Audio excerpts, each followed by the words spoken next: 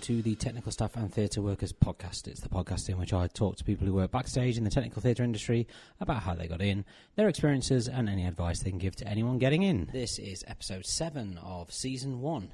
A big thank you to everyone who's downloaded the show, everyone who's listening to the show. Tell your friends, tell your family, tell everyone you know who's interested in theatre and those who aren't interested in theatre, because it might make them interested in theatre. Yes, thank you so much for all the downloads. It's been really good so far, so really enjoying it. And without further ado, let's get on to our next guest. I'm with my guest at this time. If you'd like to introduce yourself, and what is your current job title? Hello, Bram. I'm Tracy. I'm Tracy, and I've got 2 jobs actually, a couple of jobs. I am the job share automation number 3 over at Wicked, and my other job is I'm an automation dep, working on a few different shows, and today I'm at Book of Mormon. Excellent.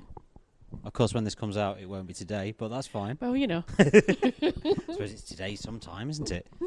How did you get into theatre, Tracy? Well, to be honest, it was kind of accidentally. I'd always really been into it.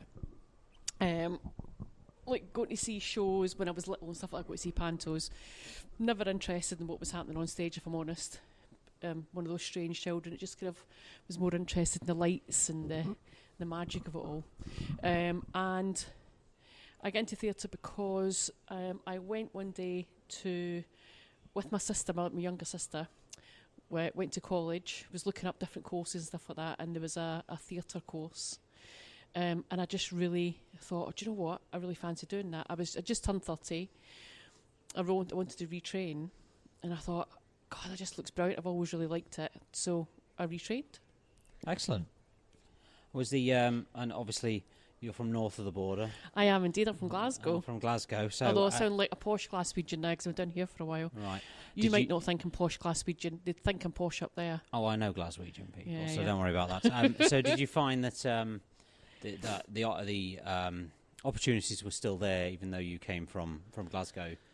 Because obviously there's more opportunities the further south you get, especially in Britain, where when I started there was a lot less opportunities to do things like this up there than there was down in London. So did you find that there were any less opportunities or any less avenues for you to go into theatre? Or was it quite straightforward? I was quite lucky, actually. When I first started in theatre, the National Theatre of Scotland was just starting. So I was very lucky at the timing. The first few jobs that I did were, smaller scale and all that sort of stuff. And then I was lucky to get onto one of their first big shows and then go from there. The difference being I suppose the budgets between subsidised theatre and West End theatre are massive, as you know. Yeah. So I had no opportunity to do things like automation when I was in Scotland. Right, because they wouldn't. I didn't even know what automation was until I did my first big tour. Right. So there's lots of opportunities, but it depends what avenue you want to go into. Right. Okay. Because there might not be the budgets for it. But it's good. You can certainly get your basics. Oh yeah, without a doubt. Yeah. Excellent. Did you do any training anywhere? Or what college did you go to? Sorry. So I went to 2 colleges. I went to Stowe College in Glasgow and did an NC, National Certificate. Right. I mean, I say it was very, very basic stuff, kind of this is stage left, this is stage right, that kind of thing. But it was also, I think we also did a bit of film in it and a bit of it was various media things. And then went from there and did an HNC at Recare College in Paisley. I think we were the first year to do it. And that was a proper technical theatre course. Oh, excellent. What was your first job in theatre? So first job, my first few jobs were all free, to be honest. It was all like my, you work hard at college, and I was very lucky where my lecturers were still working professionally in the field as well. Right. So they would take me out as work placements and all that sort of stuff. And although you're not getting, you get your lunch money and you'll get some travel, but you're getting to know people. And you're and from there you start kind of, getting little jobs here and there. So a lot of my first few jobs were free. And then I was working for crewing companies, getting, I think at the time, like £8 an hour or something, doing that. Doing like outdoor theatre stuff, all really small stuff, but stuff where you you're outside of college, your safety net's gone, you're having to learn what to do. Yeah. And then from there, getting to know people, and then from there, then getting offered paid jobs. I think my first ever paid job was the Edinburgh Festival. I was a venue technician. That's cool. And that was, I loved it. Because at the time I still worked in an office. Right. And I was offered a month's work at the Edinburgh Festival as a venue technician. And I asked if I could take a sabbatical. And they said no. So I jacked in my job. Why and not? I thought, you know what, I'm just going to take the chance. Yeah, I've absolutely. studied, I've done it, I'll go take the chance, and if I fail, then there's always offices I can go back and work in again. Do you know what I mean? Bet on yourself. You've got to, Yeah. haven't you? What would a list of other jobs you've done? Let's see. So, some National Theatre Scotland jobs. So I did Tutti Frutti, Black Watch, which is one of the best jobs I've ever done in my life. Tutti Frutti. Tutti Frutti. So did that. And I was really lucky with National Theatre Scotland. Kind of like, I got to go to America and, do you know what I mean? Just saw stuff that I never thought I would see. Yeah. You know, after only been in theatre for like, 3-4 years, all of a sudden I was in Brooklyn like that. That's Somebody's pretty paying cool. me to be here. This is amazing. Do you know what I mean? And then from there, doing various jobs, did my my first like big huge show, which was the We Will Rock You UK tour, the very, very first one, and that's when I really learned a lot of stuff. Do you know what I mean? Yeah. And then from there, moved to London. Done Wicked's always been a big part of my career for the last like few years. Done various bits and pieces. Yeah. Moulin Rouge, Book of Mormon. God, what else have I done? A few shows that I've never seen the light of day again. Do you know what I mean? So, at which point did you go? Did you do automation? Did you start automation? So, automation, the very first time I didn't even know what it was until the We Will Rock You tour in 2009. Right. And I was a tech swing. I had no idea what a tech swing was. It was a stage manager that I met in Panto at the Glasgow Kings. Needed a tech swing. He was going to be the stage manager on the Rock You tour. Explained, what the job was going to be and all that stuff, and he was like, come for an interview and see what it's about. And it just sounded brilliant because you got to try everything. So for those who don't know what a tech swing is, what does a tech swing do? So a tech swing, basically, what you do is you swing between departments. So, for instance, you'll find a lot of shows will have a tech swing that will go between automation and sound. They'll go between them.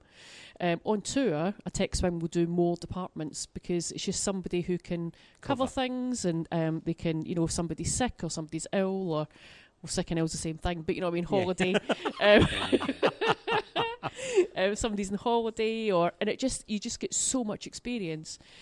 When I did mine, I think I had 10 different departments or 10 different plots that I had to do. So I would cover stage management, I would cover the carpenters because they had stage plots as well, video, automation, sound, follow spots. And for doing that for a year, the stuff that you learn is amazing. Yeah. And then also what it does is it makes you go, I want to do that, I don't want to do that, that's not for me. I hate follow spotting. I am awful at it. Yeah, I'm not very good it's a lot of people love it. Like my sister loves follow spotting. I just find it really prescient. Yeah. I just don't like it. And that was the first time I'd ever come across automation. And then from there, kind of every job that I did, I was either the tech ASM and there'd be a wee bit of automation in it, and because after I did that, then I moved to London. Right. So there was always a little bit of automation. So, and then it was only, so I would say 5 years ago, I made the jump over. Still did some wee bit of stage management, but now I'm automation all the time. I suppose it's doing a tech swing also gives you even if you don't want to do the follow spotting or do the sound side of it or whatever, it gives you an appreciation as to what they do exactly during the show. So it's always good to have an idea of what everybody else is doing. It gives you. And that's the thing, because you never know. Do you know what I mean? If you're just doing your one little thing, you don't appreciate how hard somebody else is working somewhere else in the stage or somewhere else, substage or whatever, that you just can't see. Yeah. So I would, if anybody was like starting out or whatever, have a tech swing job. It's just brilliant. It really opens your eyes. Yeah. What would you say is your favourite job that you had? My favourite, show-wise? Yeah. What was your job that you look back on the most fondly and you enjoyed the most? I loved, like I was saying before, Black Watch. I was ASM on that. That was just a brilliant, brilliant show, and just one of those ones that you just, shows that you're really proud of. Yeah. So I loved that, and I got to go to America, so, So that was great. I've always, and you know, and I know you're going to smile, but Wicked is just kind of like, do you know what I mean? I've done the West End, went away, did the tour. The tour took me internationally. I went to standing on the Great Wall of China. Do you know what I mean? You're like that. Right, okay, this is nice. Yeah. And now I've gone back. I don't do stage management on it anymore. Now I do automation. And that feels nice because, 10 years ago when I first started the show and I was learning it and it was overwhelming, never in a million years did I think I'd be operating the show and moving stuff. So it's a really nice feeling. Good. Have you, being a woman in the industry, have you ever come across any issues from that? Being held back, or has anybody... I don't know how to put the question, but... has anyone been a dick because I'm a woman? Has anyone been a dick to you? Yeah, I'm trying to be nice. I'm trying to be good here. Has anyone been genderist at you? No. Do you know what? I've been all right, actually. And I think some of it might be that I'm not the girliest of women, as you well know. Yeah. Do you know what I mean? Yeah. I am... Well, you're from Glasgow, for a start. Well, I'm from Glasgow, for a start. I'm gay. Yeah. And I have... you heard it first here, folks.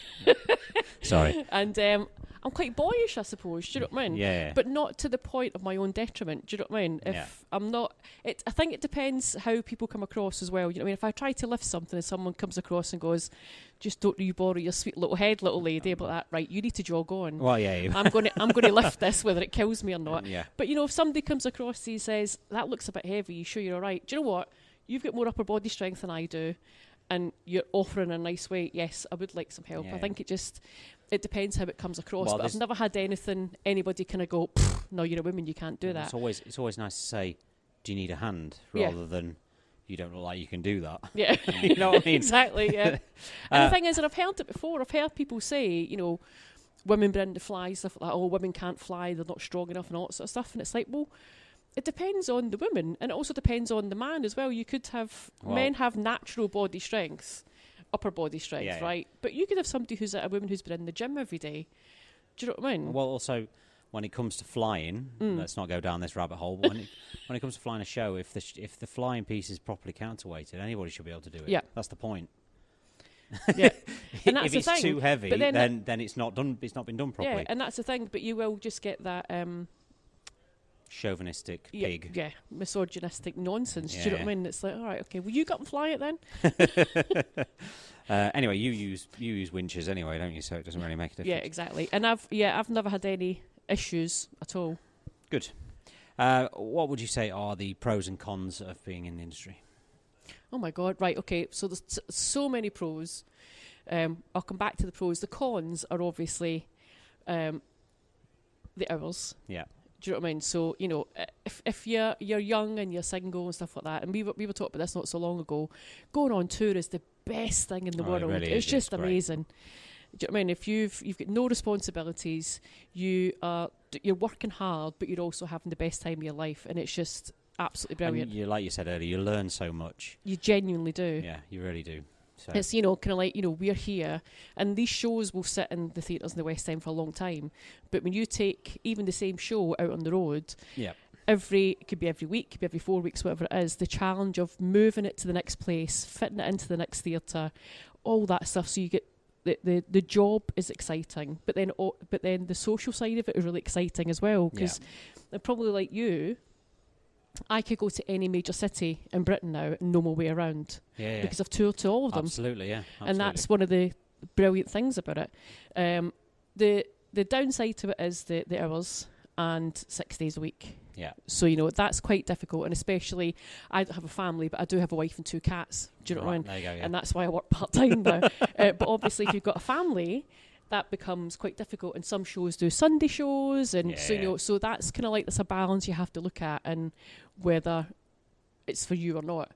For the pros, oh my God, there's just so many. It's just the people you get to work with, the shows that you work on. I mean, not everything is, a 5-star show. But it's still the fun of putting something on, and so, sometimes, and I don't know if you do the same, but sometimes you could be standing in the wing and you go, I can't believe I'm getting paid to do this. Oh yeah. Well, I do that occasionally if I'm sitting at the back mixing a show. Mm-hmm. I'll just think, like, 20 years ago, I was watching these, and doing this would never even have thought. No. I would never even thought of doing this, and now I'm mixing a show in the West End. It's wild, isn't it? It's weird. Yeah, it's crazy. And yes, and then just the people that you meet. And I remember one of my friends saying years ago, theatre's the home of the misfit. Kind of like the people who. Say that again. Theatre is the home of the misfit. Oh yeah, very much so. Yeah, it's the land of misfit toys. Yeah, it's very much so. It's all your kind of like normal people who do normal jobs and stuff like that. There's so many like lovely weirdos that work in theatre. Do you know what I mean? And people that you would never meet in just like normal everyday life. There's so many different characters, and there's never. I suppose like any job, you've got good guys and bad guys. Do you know what I mean? Yeah. But the people that I've met in theatre are just. God, the best people I've ever met in my life. Also, there's certainly a lot less judgment in theatre, without a doubt, seemingly, than other parts of society. Yeah. Yeah. Excellent. What would you say is a common misconception of somebody trying to get into the industry? Oh my God, I don't even know that. I don't even know how to answer that question. Okay. What advice do you have for anybody wanting to get in? Advise people to get in. Yeah, any advice for anybody who wants to get into the industry? So I suppose there's a few different avenues. I know I went to college for a couple of years. Some people might then go to uni and learn stuff like that. My plan was to go to university. Then I went to Queen Margaret University in Edinburgh. I went for the interview. I went for an interview there as well. Oh, did you? I did, yeah. Well, I went in and they said, well, you're already working. I'd already been doing jobs at that time. You're already working. You're in your 30s. There's no point in spending all 3 years here getting loads of debt and then come out and be in exactly the same place. And I was gutted at the time. It's very good of them. Well, I know, right? Yeah. Weird. I think maybe they'll let me down gently. I don't think it'd be like that now, would it? Because now it's not the £4,000 that you would have paid for those 3 years. Now it's like £70,000 that they'll get for 3 years. Yeah, so. they'd be like, "Oh no, come on in." Do you know what I mean? So it was. So I was gutted because obviously you have a path in your head of what you want to do. Yeah. But actually, it worked out brilliant for me. So you can go down that path, or what a lot of people do is, like how I started. You do jobs for free. You prove yourself. You start crewing. You learn the craft and how the etiquette of the theatre works and all that sort of stuff.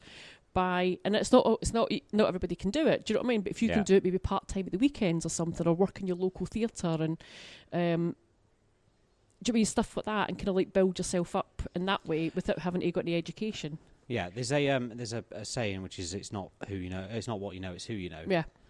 But that it's also what you know as well. Yeah. The more jobs you do, the more you learn, and if you can put that into practice, and then you get to know the people, that's how you can get ahead quite well. And that's the thing: if you work hard, people will notice you. Yes. And that's the thing: it's like that person's working really hard. They're not getting very much money.